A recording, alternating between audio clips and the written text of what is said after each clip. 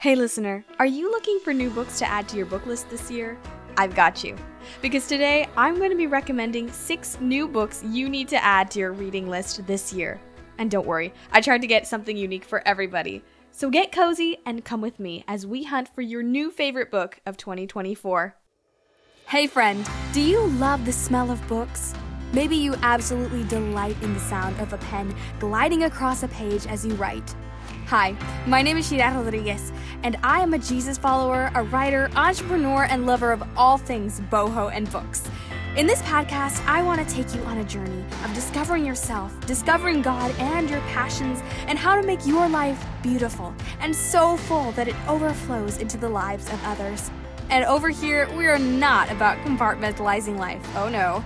Over here, we talk about holistically taking your life and presenting it as a place where others can be blessed just by knowing you.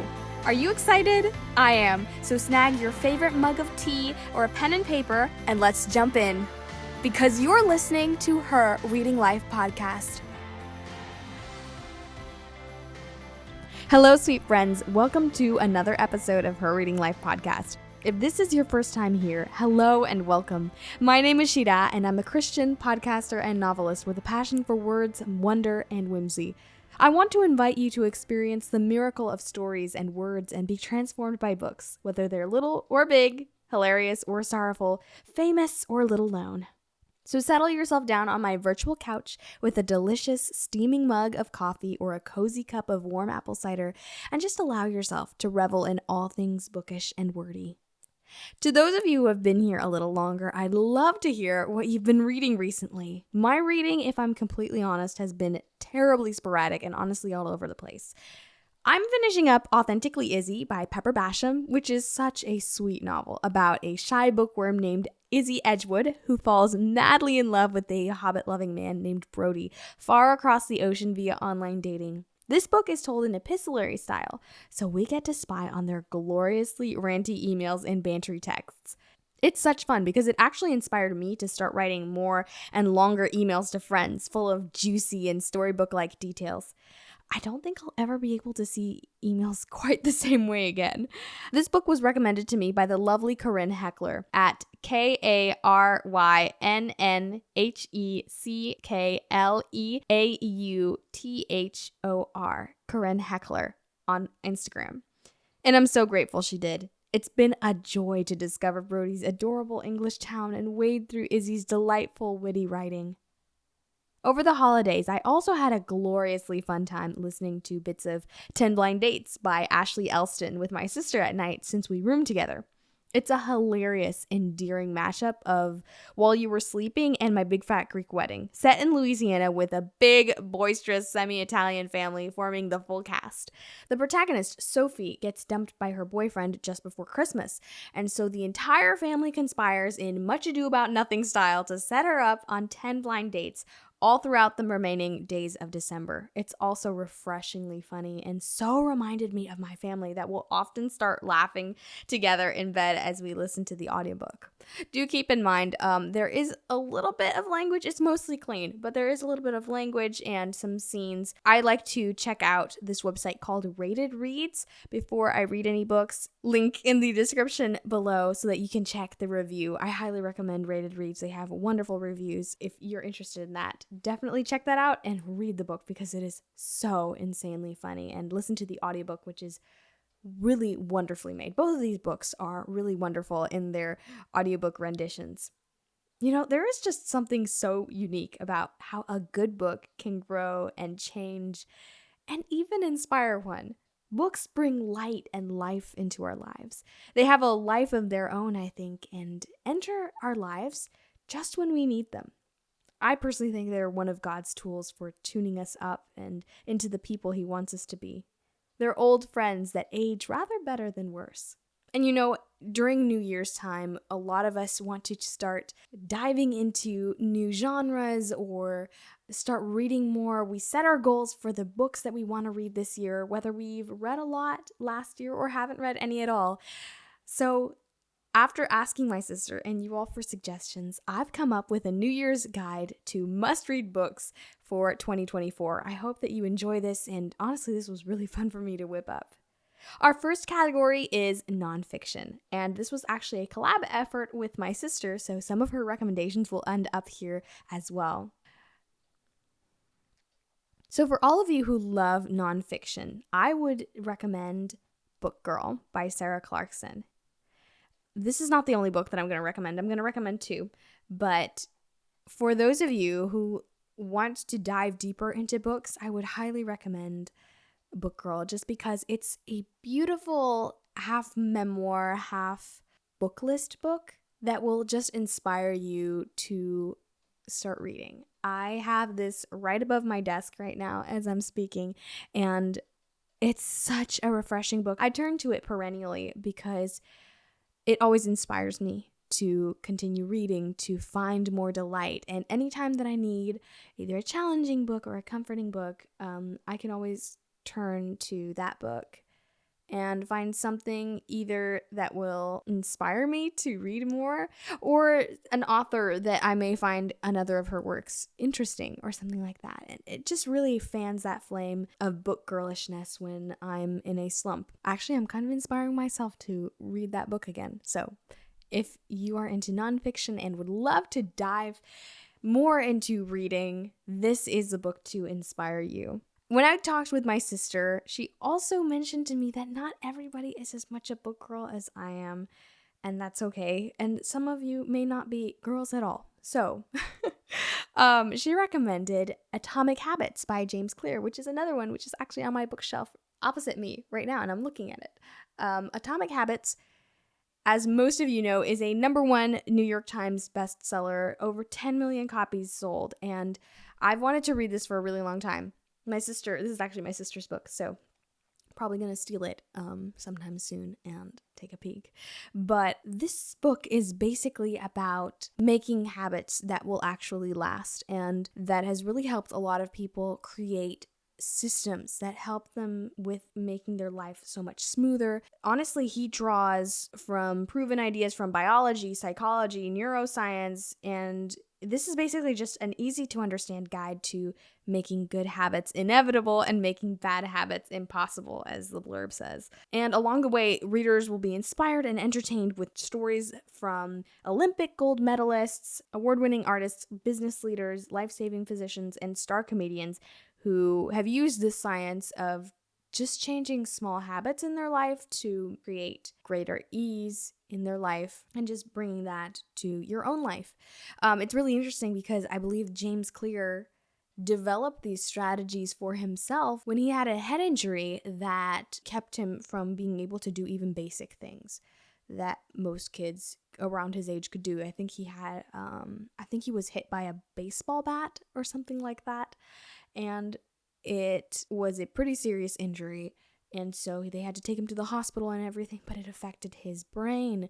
And thankfully, he was able to build his life back up using these habits that he teaches in this book. And ironically, this thing that would have been something terrible actually turned into something wonderful for him, because he's now been able to work with actors and speakers and world-class celebrities to help them apply these things and make their life so much better. So definitely read this book if you are interested in habits. I think I am going to take a peek as well myself, because I definitely need to implement a lot more habits, and you know that I'm a huge fan of habits.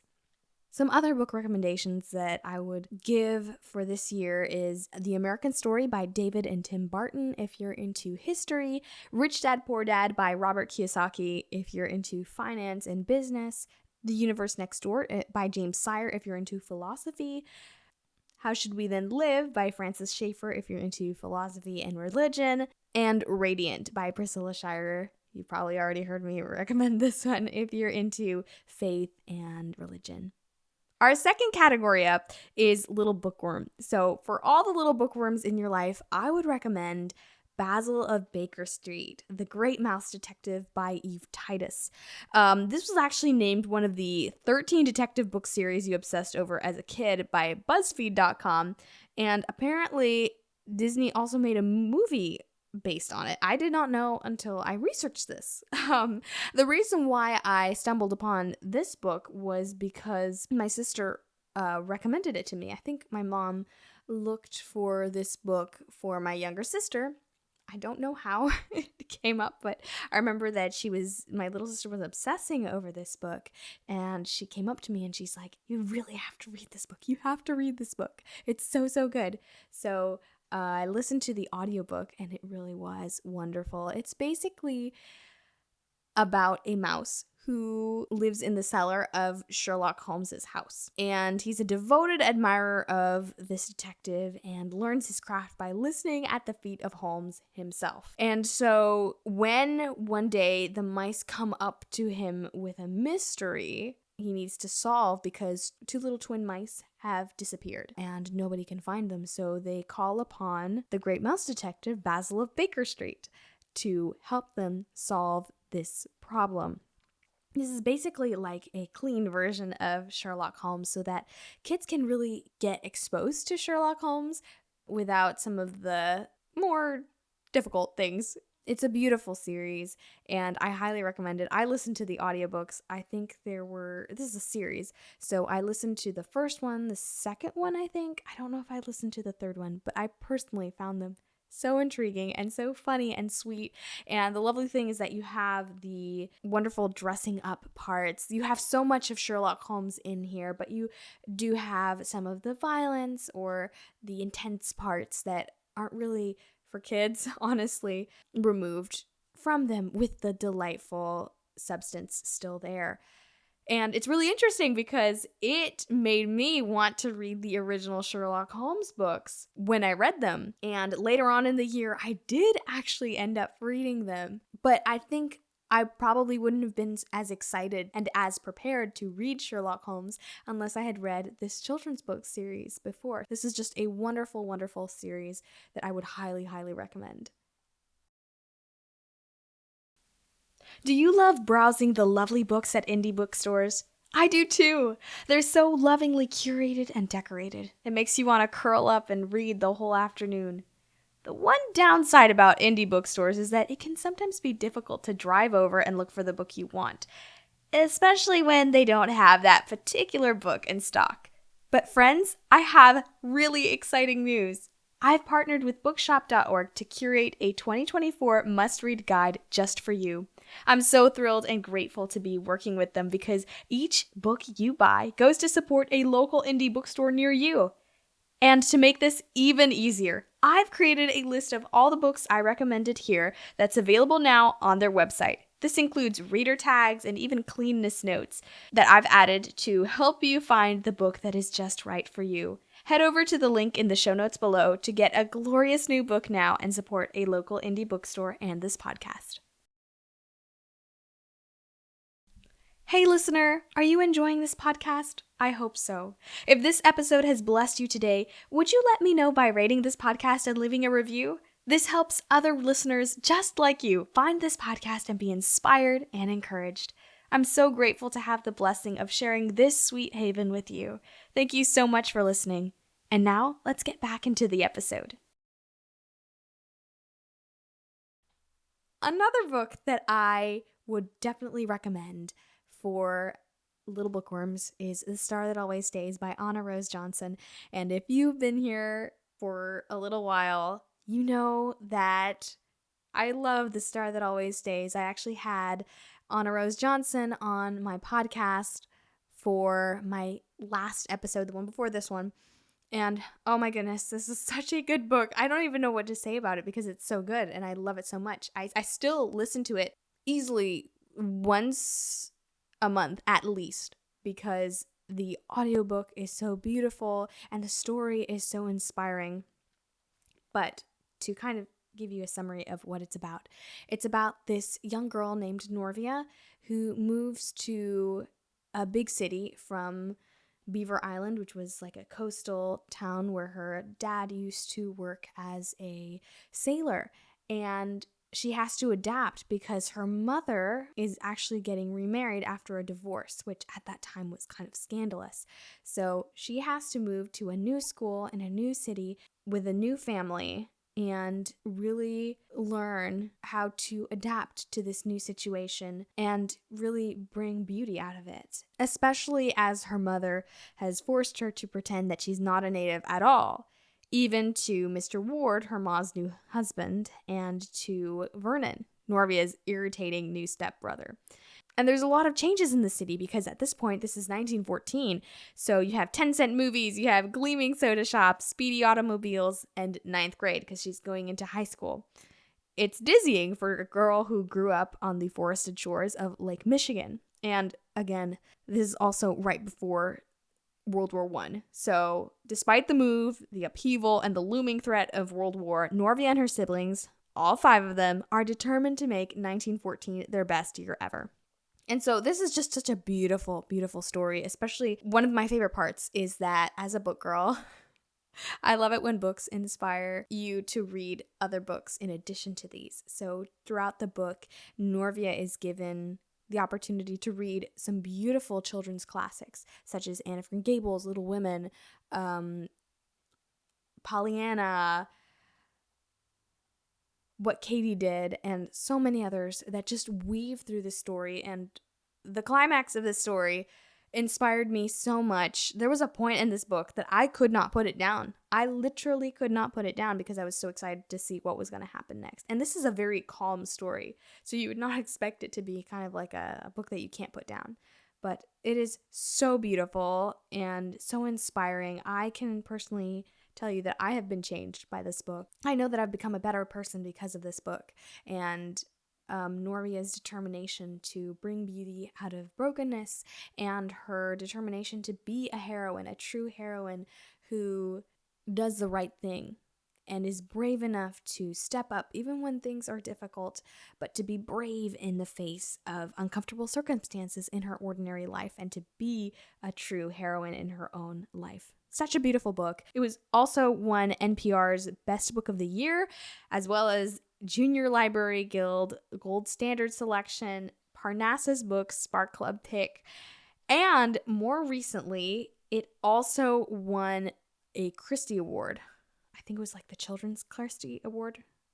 I might be wrong. I think it might have been something like that, but I forgot what exactly it was, but it did win a Christie Award, which was incredible and so exciting because it was actually the week that I recorded the episode with Anna as well, so that was so exciting.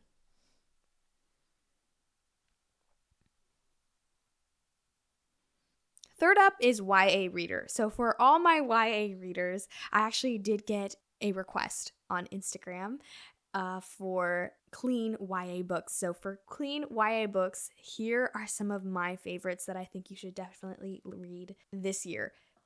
The first one up is Breakwater by Catherine Jones Payne. And Breakwater is one of my favorite books, especially for the beach. I love to take this book to the beach, and I know this is winter, so I should really not have started this over here, but I highly recommend this book. It's amazing. This book is about 17-year-old Jade, who is engaged to a high-ranking noble in the mermaid society, but one day she catches him murdering a naiad, and this plunges the underwater city of Thessalonica into uproar. Tensions surge between the mer and the naiads, and Jade learns too late that the choices that she makes ripple further than she could have ever imagined. This is part political commentary, part fantasy. It's really wonderful and beautiful because the world building is so exquisite and so beautiful and so well written.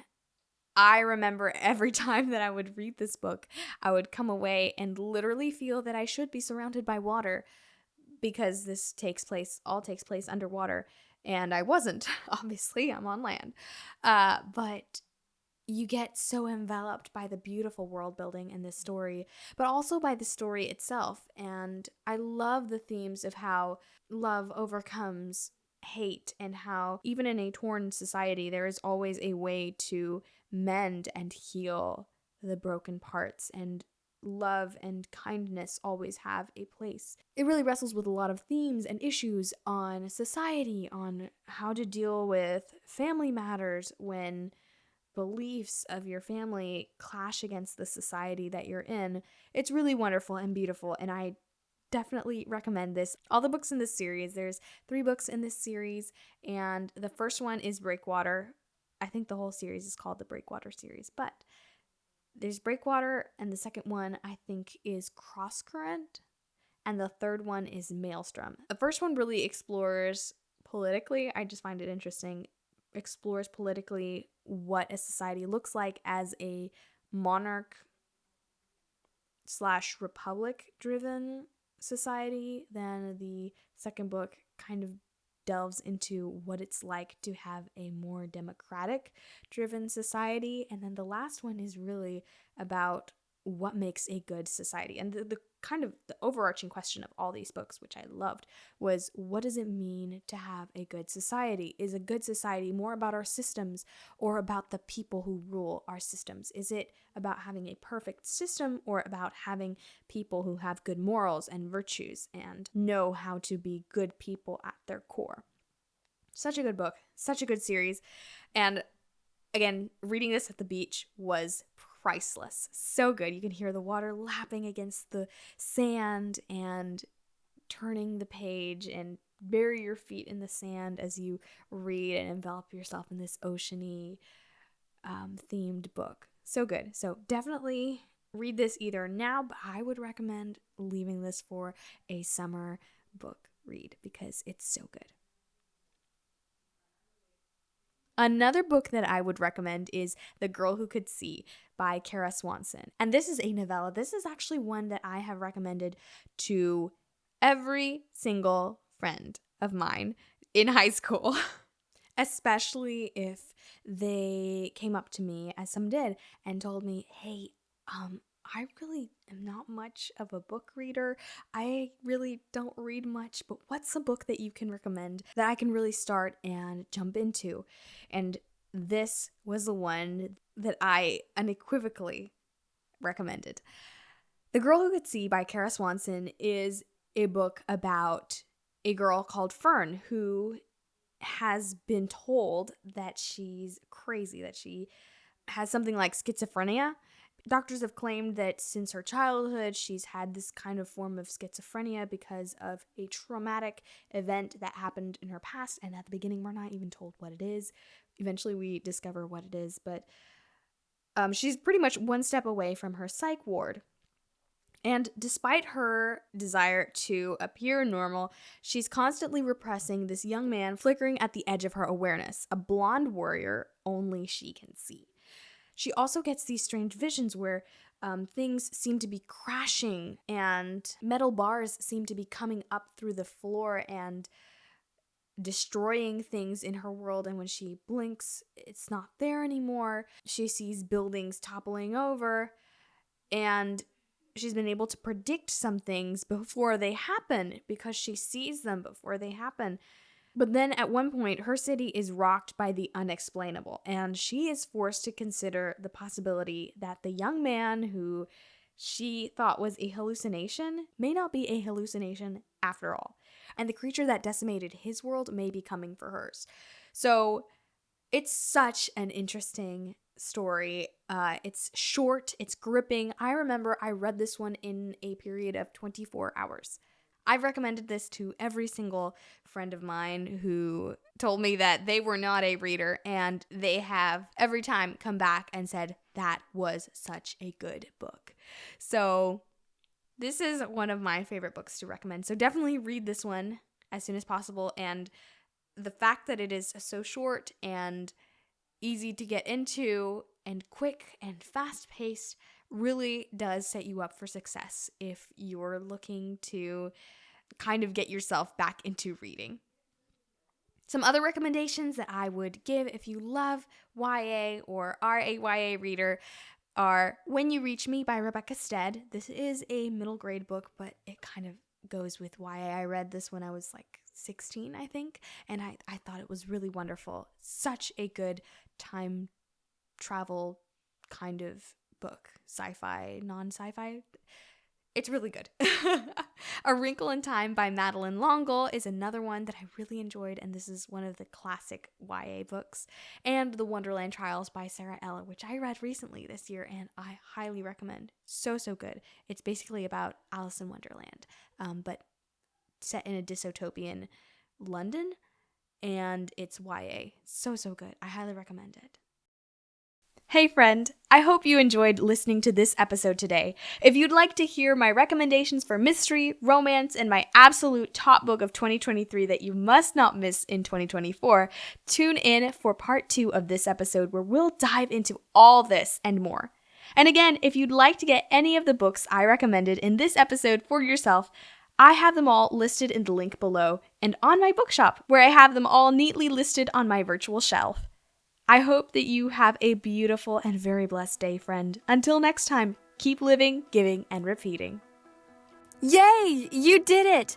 I'm giving you a lovely big virtual hug because you just finished another episode of Her Reading Life podcast. If you'd like to access all the wonderful links I mentioned in this episode, visit my website at bio.site/Shira J. Rodriguez. That's bio.site/Shira J. Rodriguez. There, you can access my blog posts, resources, and so much more. Also, check out my Instagram page for more inspirational content, and join my email list for insider secrets and exclusive updates on special events.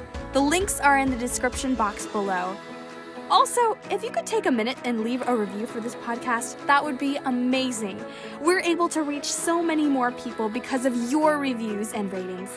I can't wait to chat with you next time, friends. Keep living, giving, and repeating.